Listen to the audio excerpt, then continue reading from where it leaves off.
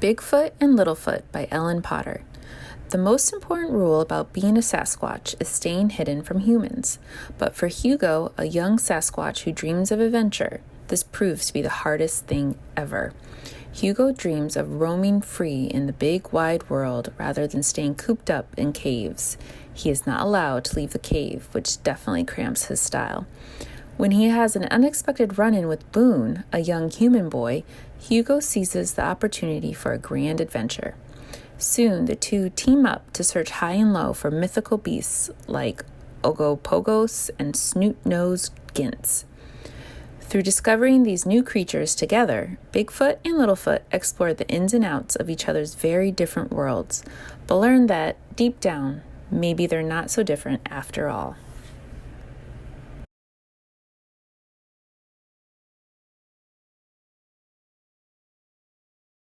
CatStronauts, Mission Moon by Drew Brockington.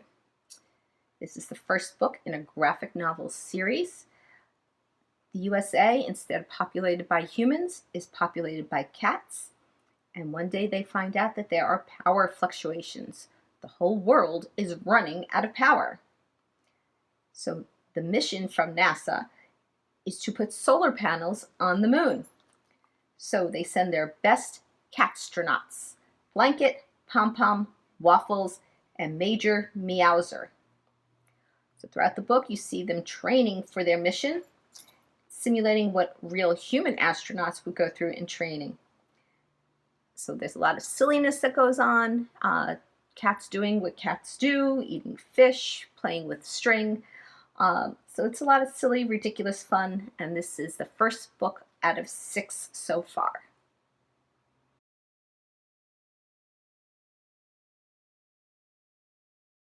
I want to talk about a Nutmeg nominee, and this one is Dinosaur Lady, the daring discoveries of Mary Anning, the first paleontologist. So Mary Anning, when she was growing up, she lived in a place called Limes Regis, which is part of England. So this was a coastal village right by the beach, and on this beach, there would be, later on in the future, there would be so much discoveries of fossils and rocks and important landforms here that this area would actually become part of what is known now as the Jurassic Coast later on. But at the time of the story, paleontology was not a science. Dinosaur was not even a word that was coined yet. No one called them dinosaurs. And Mary was just a young girl. She was about 12 years old, and every day she would go along the beach and she would find all kinds of interesting fossils and rocks. And I'll put some pictures up right now of some of the things that she was finding. And then she would take these fossils and rocks and she would sell them to tourists to earn some money for her family because they were kind of poor and they didn't have a lot. So as Mary was exploring, one day her and her brother discover something really interesting on the beach. They discover an eyeball, a fossilized eyeball of this creature right here. So they decide to dig it out, and as they're digging it out, they realize that this might be a sea monster, because like I said, the word dinosaur at this point hadn't been invented. So they think they found a sea monster skull. So they get some workers from the village to come down, and they help them dig out this creature. I'll pull up another picture of it right here. And it ends up becoming one of the very first discoveries of it, and it's called the, forgive me if I mispronounce this, the Ichthyosaurus. So this is actually very closely related to a dolphin, so you might actually see that in the shape of the creature. So at the first, they only discover the head of this dinosaur. And later on, Mary continues searching the beach. She's not giving up yet, and she finds about a year later the rest of this body, and like I said, the very first scientist to ever discover the Ichthyosaurus. So she sells it to a museum to earn some money for her family. And you might think, well, that's the end of that. But Mary is so curious about dinosaurs, so she continues to scour this beach, thinking maybe if I found one, I might find another. So as she continues to search, she discovers more and more creatures, as well as some other interesting things like fossilized dinosaur poops and other stuff like that. But at her day and age, girls were not allowed to be scientists. They weren't allowed to be part of the scientific community in England. She had to study everything by herself, learn how to read and write by herself, but she did not give up. And she later on is part of the reason that we have paleontology today. So I definitely recommend checking out Mary's story and learning a little bit more about the creatures she discovered. So again, forgive my pronunciation. One of those creatures she discovers on that beach is this guy right here, the Plesiosaurus. I'll give you a little bit better. He kind of reminds me of a ancient, like a Nessie, like a Scottish sea monster. But he was real. And she also discovers this creature right here. And this is related to the pterodactyl, but this one is a pterodactylus. So not quite a pterodactyl, but a species related to it, as well as lots and lots of other awesome dinosaur discoveries. So I definitely recommend checking out Dinosaur Lady and learning a little bit about the very first paleontologist.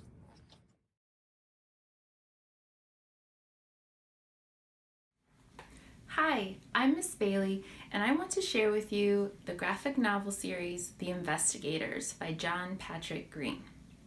The Investigators are a super spy duo named Mango and Brash, and they are unlike any spies you've ever seen before. And they're also a little bit more clueless, probably, than most spies that you've seen before. And if you haven't noticed, they happen to be alligators. So in their very first mission together, Mango and Brash have not one, but two mysteries to solve. The very first has to do with the mysterious disappearance of a famous baker, or like master chef, who actually, it turns out, has been kidnapped. They stumble upon a second crime, which has to do with the theft of a mysterious device called the Thingamabob. Now, Mango and Brash are all about saving the world from the forces of evil. They have all kinds of tech gadgets and wacky disguises and a very official, super fast way of traveling, which is that they flush themselves down the toilet. Yes, the toilet. It gets them to where they need to go, I guess. So through all this mystery and mayhem, Mango and Brash are seeking to find the perpetrators of the crimes going on. Will these gators crack the code and save the day? Now, I just want to mention that if you like this series, Dogman by Dave Pilkey, you might want to try this out. And if you end up liking this book one, please try the sequel, which is Take the Plunge. And book 3 is going to be called Off the Hook and should be out hopefully towards the end of February. I hope you enjoy The Investigators.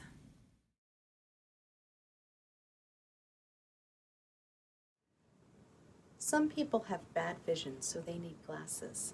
Some may have hearing difficulties, so they will need hearing aids.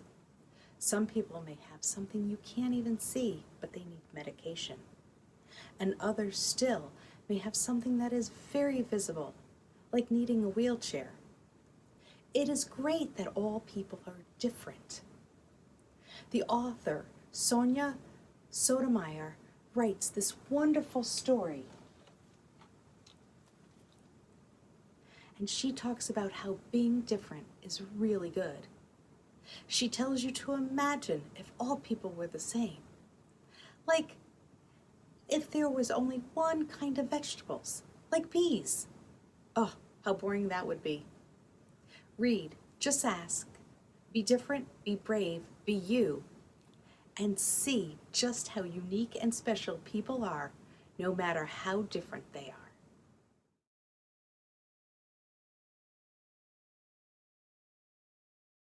You have probably heard of Harriet Tubman, Rosa Parks, and Oprah Winfrey.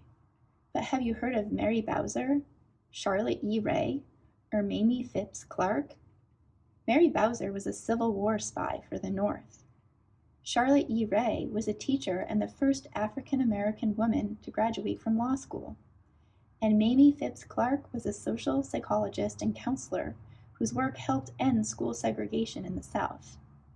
In Vashti Harrison's book, Little Leaders, Bold Women in Black History, a 2022 Elementary Nutmeg nominee, you will learn more about these 6 women and many more. Get ready to be awed and inspired. As I read about these incredible individuals, I fumed at the injustices of slavery, segregation, and racism faced by many of them.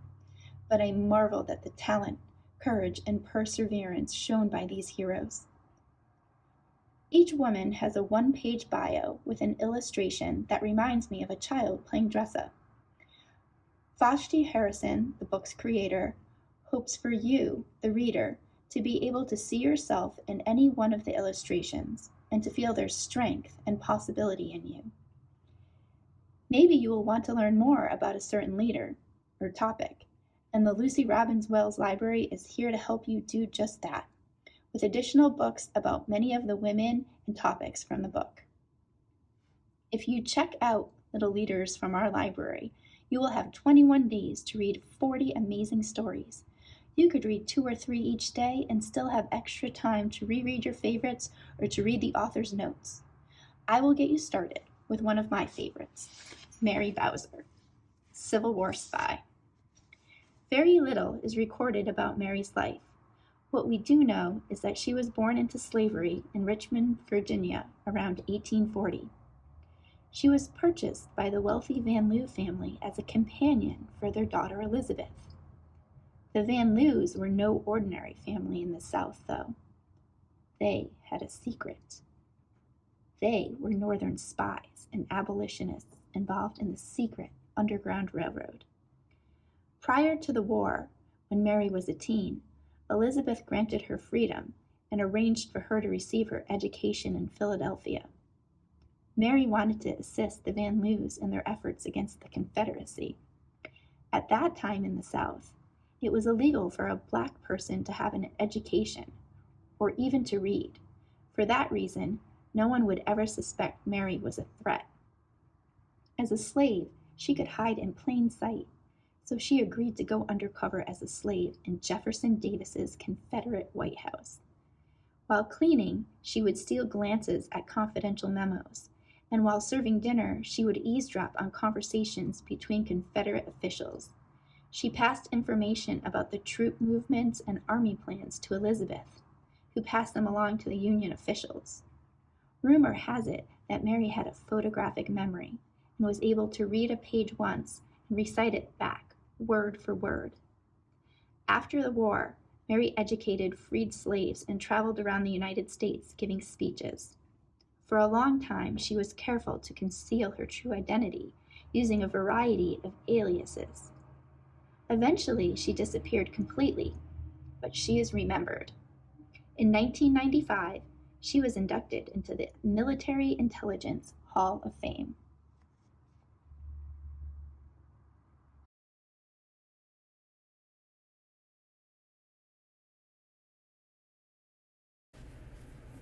Meet Yasmin by Saadia Faruqi. In Meet Yasmin, not only will you meet Yasmin, who is a smart and spunky second grader, but also her loving Pakistani-American family. This book in particular combines 4 stories in one. In story 1, Yasmin the Explorer, Yasmin's map-making skills are put to the test when she visits the farmer's market with her mother. In story 2, Yasmin the Painter, Yasmin struggles with making artwork for a school art competition. Will she be able to create a winning masterpiece? In story 3, Yasmin the Builder, Yasmin wonders what she can create for the city her class is building together. And in story 4, Yasmin the Fashionista, Yasmin plays dress-up with her grandmother and ends up putting on a fashion show for her parents. In all 4 stories, Yasmin finds the magic in everything. She doesn't always have the answers right away to whatever problem she faces, but Yasmin loves adventure and has a super strong imagination. You'll have fun reading as she figures things out.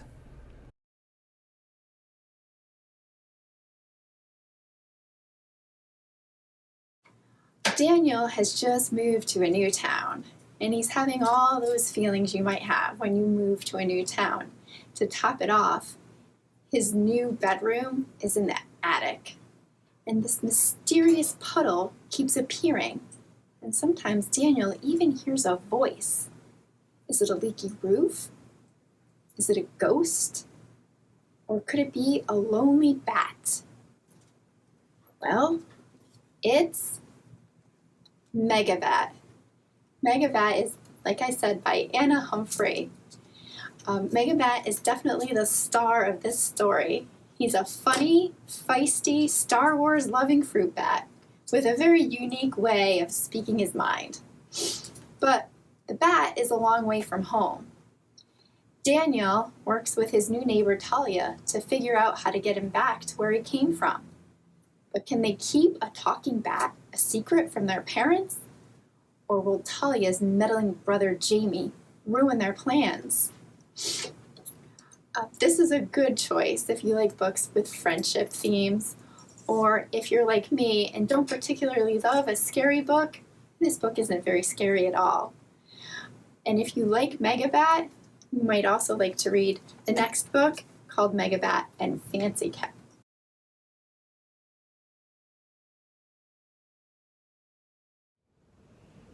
This is a story of light and dark, of change and adaptation, of survival and hope. It starts with a little moth. How can such a little moth be such a fascinating insect? Read Moth, an evolutionary story by Isabel Thomas, and see for yourself just how incredible a moth can be. Read how the moth changed, evolved, as the world's environment changed, and then the moth began to make change back to how it once was. Why? Read where the moth sleeps during the day. Maybe someday you'll be able to see a moth sleeping in your backyard. The moth is still telling their story of adaptation, survival, and hope. Moths are more amazing than you can imagine.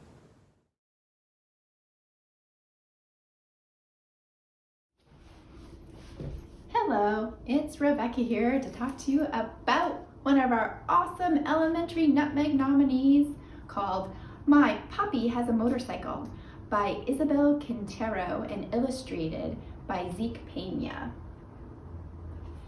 My Papi Has a Motorcycle is a beautiful story about the love between a girl and her father as shared on a daily post-work motorcycle ride.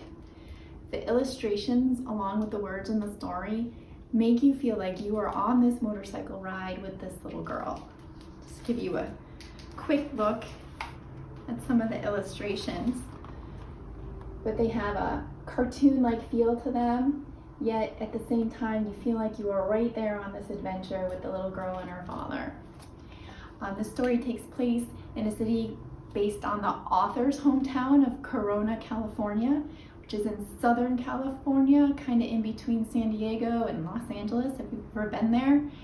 And it is just a really cool story, sprinkled with some Spanish phrases that really made me remember that while my papi or dad did not have a motorcycle, my uncle did. And when I was a little kid, he would come and visit occasionally on his motorcycle. And I would beg my parents to let me go for a ride on his motorcycle. And we would fish out my brother's football helmet because we didn't have a motorcycle helmet, and I would wear his football helmet as my uncle drove me around the neighborhood, and I felt like I was on top of the world, a real hot shot. So maybe when you read My Papi Has a Motorcycle, it will remind you of some special memory or some special adventure you took with someone.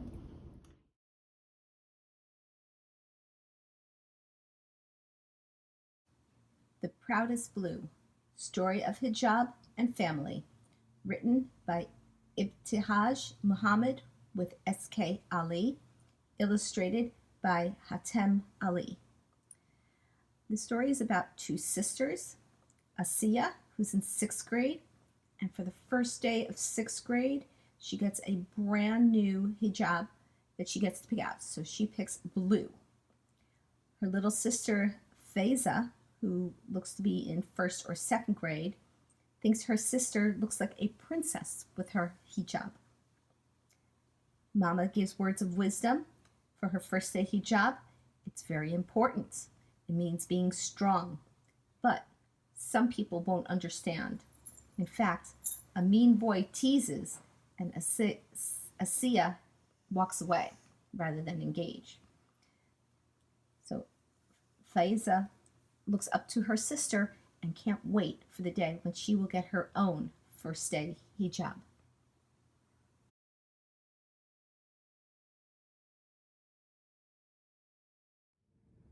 I want to talk about another Nutmeg nominee. This one is Seeds Move by Robin Page. So before a seed can become a plant, it has to find the perfect place to grow. So from hitchhiking on wild animals, to burrowing in the ground, flying through the air, or floating on the water, a seed has a lot of different ways that it moves. And in this nonfiction book, you're going to learn about all the lengths that a seed will have to go through in order to find the perfect place to grow. And I definitely recommend checking it out.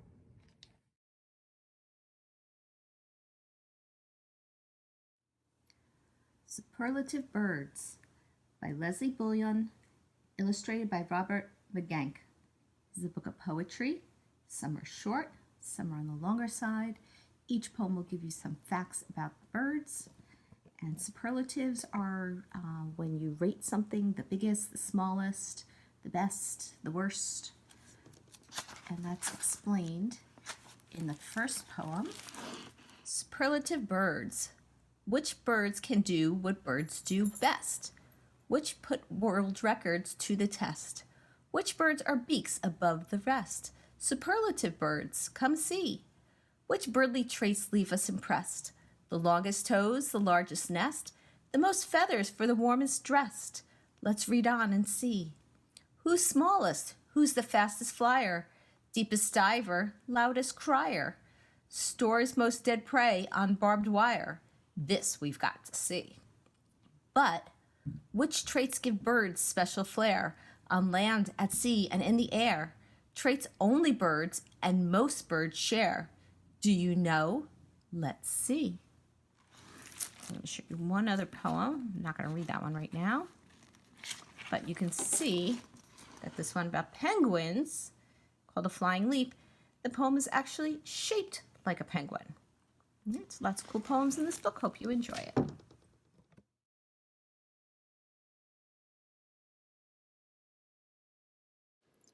All people are important. All need food and water to survive.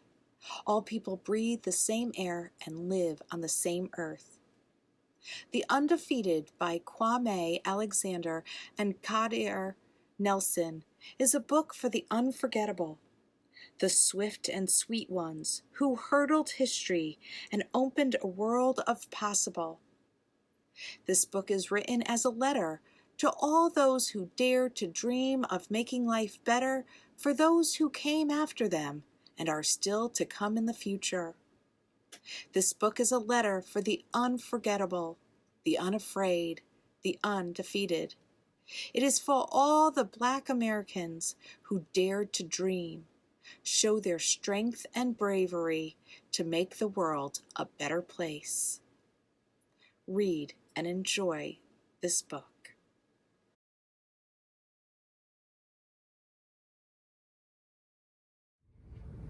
We Are Water Protectors is a beautifully illustrated picture book written by Carole Lindstrom and illustrated by Michaela Goad.